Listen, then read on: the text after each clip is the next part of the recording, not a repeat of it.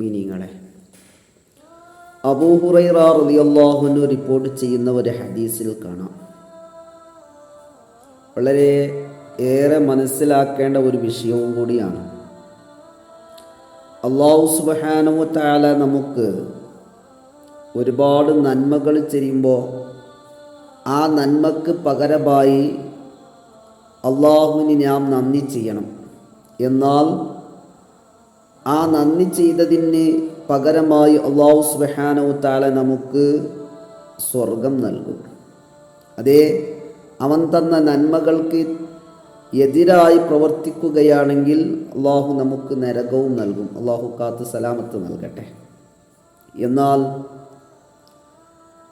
അള്ളാഹുവിൻ്റെ പ്രവാചകരായ മുത്ത് മുഹമ്മദ് മുസ്തഫ സല്ലല്ലാഹു അലൈഹി വസല്ലമ തങ്ങൾ പഠിപ്പിക്കുന്ന ഒരു ഹദീസിൽ ഇങ്ങനെ കാണാം, ലൗ യഅലമു മാ ഇൻദല്ലാഹി മിനൽ ഉഖൂബത്തി മാ തമഅ ബിജന്നത്തി അഹദു.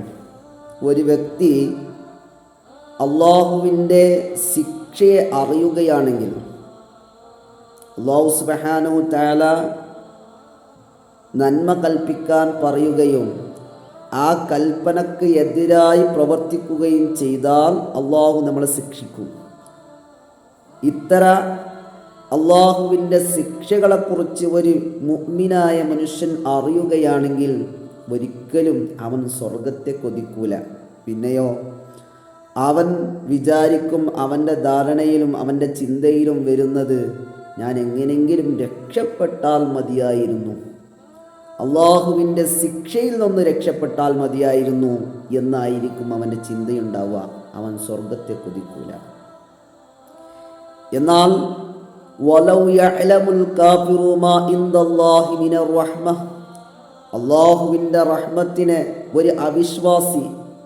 ഒരു അവിശ്വാസിയായ മനുഷ്യൻ അള്ളാഹുവിൻ്റെ റഹ്മത്തിനെ അറിയുകയാണെങ്കിൽ മാ ഖനത മിനൽ ജന്നതി അഹദുൻ, ഒരിക്കലും ഒരാളും അവൻ്റെ സ്വർഗത്തിന് ആശ മുറിയുകയുമില്ല.